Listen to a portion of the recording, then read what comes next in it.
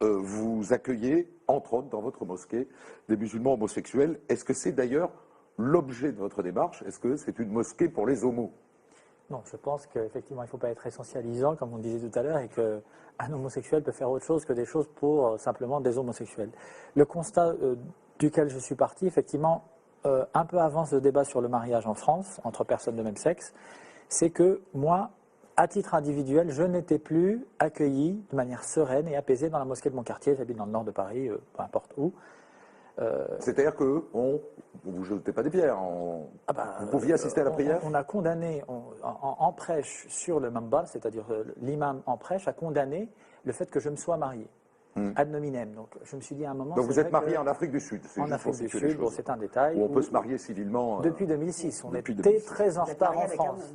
Avec un homme, oui, sinon je ne serais pas là pour en parler, je pense. Oui.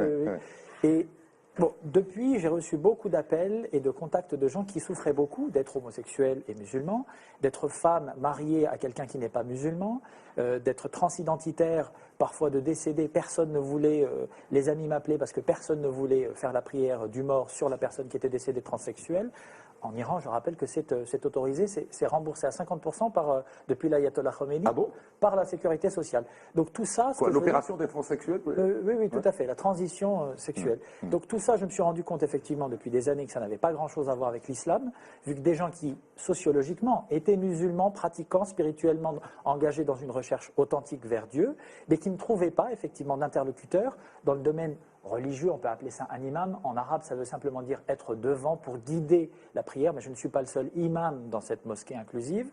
Donc je me suis dit qu'il fallait effectivement, vu que je faisais le travail, avoir un local, avoir une communauté organisée, et c'est le cas aujourd'hui. Il y a plusieurs centaines de personnes qui nous ont rejoints et qui sont, pas toutes les semaines bien sûr, mais qui participent. Il y a combien de personnes à un prêche? Il y a une vingtaine de personnes, c'est une petite... Toutes les semaines, à peu près 20 personnes à la prière du vendredi. Exactement. Alors tout le débat porte sur le fait de savoir si le Coran interdit ou n'interdit pas l'homosexualité. Moi, ce que j'ai pu lire de ci, de là, c'est qu'à peu près tous les théologiens musulmans, même pas à peu près, c'est-à-dire tous les théologiens musulmans, toutes les écoles juridiques de l'islam condamnent l'homosexualité et disent que c'est un péché. Sauf la nôtre. Il y a de plus en plus de musulmans progressistes et inclusifs de par le monde. On s'organise, on fait des publications, des conférences, des mosquées inclusives, un peu partout dans le monde, à Jakarta, on en parlait tout à l'heure, aux États-Unis, au Canada, en Amérique du Sud, à Londres, à Paris, etc. Je vais à Malmö, là, en Suède, dans quelques semaines, pour leur parler de ce projet qu'ils ont de monter une mosquée inclusive aussi chez eux. Donc c'est en train de se développer. Et j'ai envie de dire, c'est peut-être pas, pardon, je vous ai interrompu tout à l'heure, M. Ondelat, mais ça n'est pas le sujet, je pense. L'islam n'est pas, pour moi, de fait, un système idéologique, politique totalitaire qui va s'occuper de contrôler l'ensemble des comportements des individus dans la totalité de l'espace public, y compris dans l'espace privé, qui couche avec qui, c'est très voyeur. Ça n'a rien à voir avec mon islam. Et l'islam n'est pas fasciste, c'est-à-dire qu'il ne va pas tenter d'imposer un faisceau identitaire et d'éliminer tous les autres. Il y a une différence entre la norme, centrée sur le bien-être de l'individu, et M. Ramadan en parle dans son bouquin « La réforme radicale ». J'ai apprécié ce passage-là de votre livre, parce que c'est vrai que très peu de gens vont se représenter l'islam de cette façon. L'islam n'a pas à être réformé. C'est nous, c'est notre représentation. Oui, par manque d'autorité, au sommet de votre foi, il n'y a pas un pape qui fixe une ligne. Donc, par manque d'autorité, on se tourne vers les juristes de l'islam. Et les juristes de l'islam, et M. Ramadan on pourra le dire tout à l'heure, les juristes de l'islam, d'après ce que j'ai lu, condamnent tous l'homosexualité comme étant juristes de toutes les religions, Christ. Non, il faut savoir ce qu'on veut. Il n'y a pas de juriste dans la chrétienté. Et la chrétienté ne condamne pas l'homosexualité. L'Église catholique peut ne pas souhaiter le mariage entre homosexuels, mais elle ne la condamne pas. Oui, alors c'est une différence. Oui, c'est une différence qui est vraiment très. Oui. La plupart des autorités entre guillemets chrétiennes, il y a des schismes à l'heure actuelle au sein d'églises protestantes dans le monde entier qui sont en train d'effectuer ce schisme autour de la question du mariage homosexuel et de l'intronisation de femmes en tant que pasteurs. Donc je pense que c'est beaucoup plus compliqué que ça. Encore une fois, moi je ne pense pas que l'islam a besoin d'une autorité suprême. C'est une chance. Ça a été une chance pendant des siècles. Et s'il y a des troubles politiques, géopolitiques ou autres, eh bien, c'est dans tous les pays. Il ne faut pas sans arrêt se retourner vers la religion. Il faut savoir ce qu'on veut. Si on veut l'autodéfinition et l'autodétermination, dans ce cas-là, il faut... Alors, on va élargir le débat, puis je demanderai à Tariq Ramadan de réagir tout de suite. Mais juste avant, est-ce que vous êtes content de témoigner ce soir face à Tariq Ramadan? Ah bah c'est mon frère en islam, donc est-ce que ça compte content de le rencontrer pour vous de dire ça devant lui? Je n'ai jamais, à titre personnel, dépensé mon énergie, et Dieu sait qu'il y a beaucoup de travail à faire de ce point de vue-là, pour essayer de convaincre une quelconque autorité. Je discute effectivement et j'échange, et j'ai plaisir à échanger avec tout le monde, mais je ne dispense pas mon énergie à essayer de convaincre qui que ce soit de ce point de vue-là. Je pense qu'il faut encourager les gens à prendre leurs propres décisions. Quelqu'un qui me dit « je suis homosexuel, je pense que je ne dois pas être homosexuel parce que je suis musulman », je ne vais pas lui dire « tu as tort, fais ton coming out, assume-toi ». Non, je vais essayer de comprendre d'où ça vient. Parce que c'est l'intériorisation, comme on dirait en psychologie, d'une norme, d'une normativité hétéronormative qui pose problème de manière factuelle, quoi. Bon, Tariq Ramadan, vous venez d'entendre son témoignage. Comment le recevez-vous? Non, d'abord, j'aime beaucoup la façon dont il l'exprime et dont il l'a traduit. Je ne suis pas d'accord sur le fond, mais je pense que c'est très important. Vous n'êtes pas d'accord avec quoi? Alors, justement, il y a plusieurs choses qu'il faut qu'on mette en évidence. Vous avez parlé justement de l'autorité. Qui a autorité en islam? Et c'est vrai qu'on n'a pas d'autorité centrale. Et pour moi, comme ce que vous venez de dire, c'est un bien-être, un bienfait, qu'on n'ait pas d'autorité. Parce que l'autorité, elle est diffuse, elle a de la diversité. Ce que les musulmans aujourd'hui sont en train de vivre, c'est une crise de l'autorité parce qu'ils ne savent pas gérer la diversité et qu'ils sont en train de tomber dans une division, on ne sait plus qui parle pour qui. Maintenant, comme vous l'avez dit, toute tradition confondue, toute école juridique confondue, chiite ou sunnite, la norme ou la lecture majoritaire est quasiment exclusive, c'est de dire que l'homosexualité est un péché condamné par l'islam. Ça suit la tradition chrétienne majoritaire. Toute norme confondue, ce que vous avez dit sur l'Église n'est pas tout à fait correct. Oui. L'Église catholique romaine, comme les églises, les différents courants de l'Église chrétienne, de l'Est comme de l'Ouest, sont dans la même position. Ajoutez à cela la tradition juive, ajoutez à cela ce qu'on a essayé de faire dire par exemple au Dalai Lama, et il est revenu pour dire que pour lui, il condamnait l'homosexualité. Donc, en l'occurrence, oui, donc, donc il faut savoir que ce dont on parle ici, c'est même en Occident une position minoritaire, c'est tout à fait minoritaire. Ce débat-là sur la célébration de l'homosexualité... Est-ce que vous allez prier avec Ludovic Mohamed Non, mais attendez, il faut distinguer deux choses dans ce débat. La question de la norme, et cette norme, cette position en Occident présentée comme la seule progressiste, est une position internationalement minoritaire. Deuxième élément qu'il faut mettre en évidence, et c'est là le plus important, et c'est pour ça que j'ai apprécié la façon de le dire, rappeler la norme en disant c'est pas accepté par l'islam, ça ne veut pas vouloir dire, et c'est là le vrai débat, condamner les individus et les personnes. Évidemment.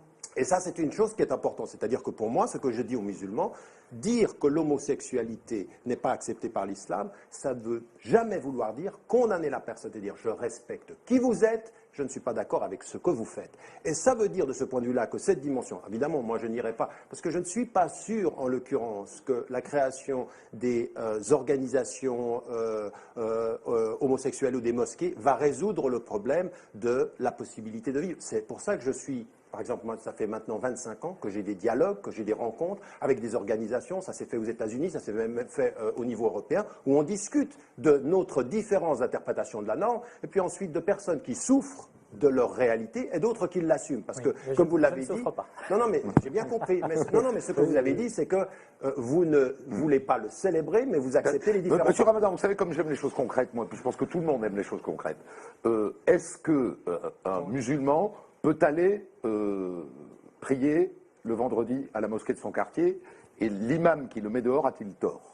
L'imam qui met dehors quelqu'un parce que celui-ci commet dans son sens un péché, il le met dehors de la mosquée, a tort. Il devrait, et c'est là où il faut changer les mentalités. Parce que moi, ce qui m'intéresse... Attendez, après on dira que vous avez dit l'inverse, mais moi j'ai bien entendu ce que vous avez dit. Voilà. Non, oui, mais parce que vous êtes une spécialiste d'entendre des choses que j'ai pas dites, donc je vais le redire clairement.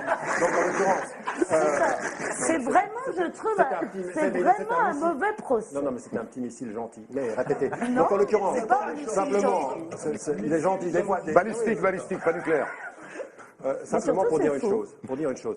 Créer des mosquées comme celle-ci, comme par exemple, on a aujourd'hui des convertis à l'islam qui ne trouvent pas leur place là où la majorité sont arabes ou d'origine arabe, et ils créent des mosquées pour convertis. Si on va dans ce sens-là, on est en train de créer la division encore pire à l'intérieur. Moi, ce qui m'intéresse, c'est de dire à tous les responsables de mosquées, vous pouvez, et de mon point de vue, il est juste de dire que l'homosexualité n'est pas acceptée par l'islam. Mais n'importe quelle femme... C'est qui l'islam? Attendez, par le Coran.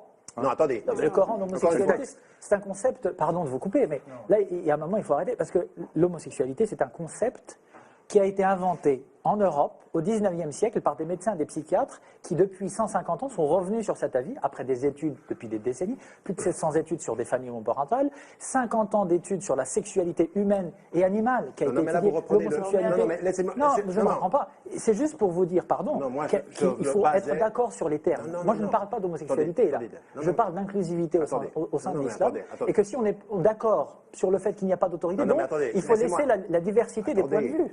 Non, le Coran ne parle pas d'homosexualité.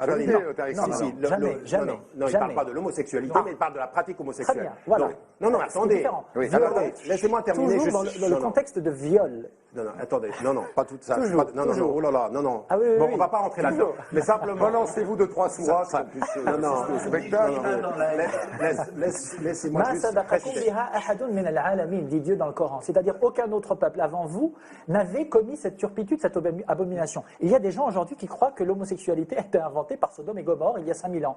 Mais aujourd'hui, on sait que ça n'est pas le cas. Mais c'était pendant cette ijtihad et cette ijma. Ça n'a rien à voir avec la pratique, ça va voir avec la légalisation. Le texte fait référence au fait de la normalisation. Laissez-moi terminer parce qu'on ne va pas faire un débat théologique là-dessus. Simplement, ce que j'étais en train de dire, c'est pour ça que j'ai commencé par dire ce qui était la norme reconnue par la quasi-totalité. Mais la réforme, c'est la minorité. Alors attendez, non, mais laissez-moi terminer.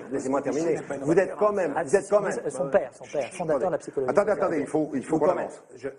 Vous devez quand même admettre qu'il y a quand même une opinion majoritaire. Vous pouvez considérer qu'elle n'a pas de fondement, mais vous devez admettre qu'il y a une opinion. Moi, je parlais de cela. En disant simplement, sur cette opinion majoritaire, ils peuvent avoir comme position le fait, et je pense pour moi que c'est la position qui est celle de la majorité, qui représente la position islamique comme la position chrétienne et juive. C'est votre droit. C'est mon droit. Et donc, ils peuvent avoir ce droit-là. Ma question, ma position, elle est celle-ci. À aucun moment, il ne devrait être permis à un imam ou à n'importe quelle autorité religieuse d'interdire Mais attendez, mais laissez-moi terminer. On le discrimine, Est-ce que je peux terminer? Oui, bien sûr, mais vous l'avez dit, je suis non. d'accord.